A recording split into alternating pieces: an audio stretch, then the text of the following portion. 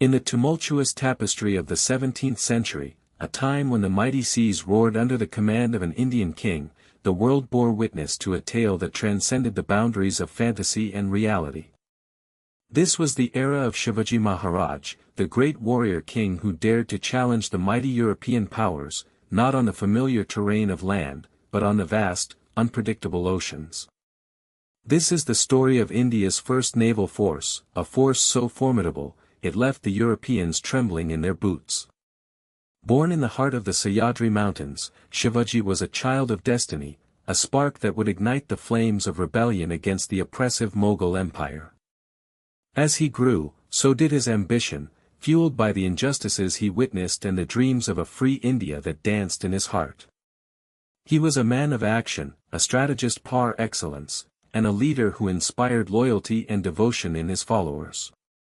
The European powers, drawn by the wealth and resources of India, had established their footholds along the western coast.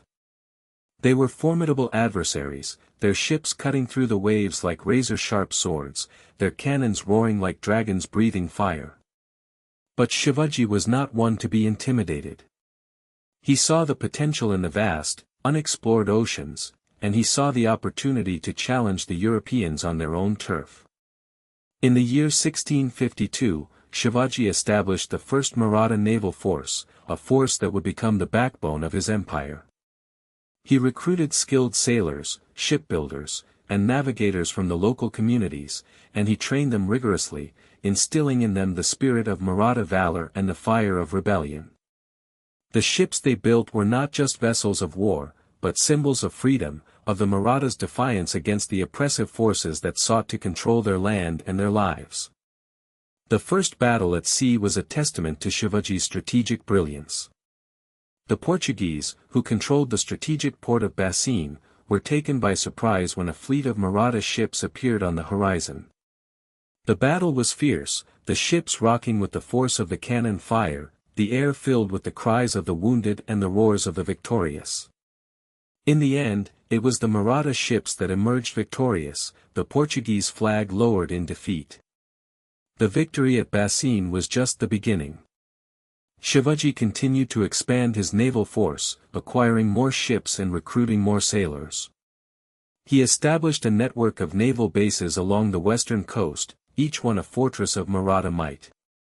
The European powers watched in awe as the Maratha navy grew stronger, their dominance on the seas challenged for the first time in centuries.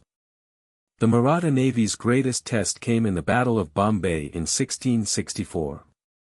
The Portuguese, backed by the English and the Dutch, had amassed a formidable fleet to reclaim Bassein. But Shivaji was ready.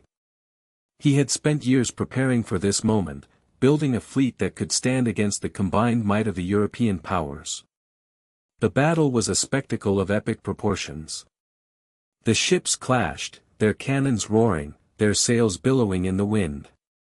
The sea was a chaotic mix of smoke, blood, and sweat, a testament to the ferocity of the battle. But in the end, it was the Maratha navy that emerged victorious, the Portuguese flag once again lowered in defeat. The victory at Bombay was a turning point in Indian history. The Maratha navy had proven that they could stand against the might of the European powers. They had shown that they could challenge the status quo, that they could fight for their freedom and their land. The Maratha navy had become a symbol of Indian resilience, a beacon of hope in a time of darkness. The legacy of the Maratha navy lives on today. Their battles are remembered as tales of courage and defiance, their victories celebrated as symbols of Indian strength.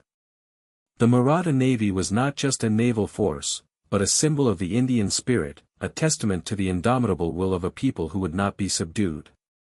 And so, as we stand on the shores of the Arabian Sea, we remember Shivaji Maharaj and his brave sailors.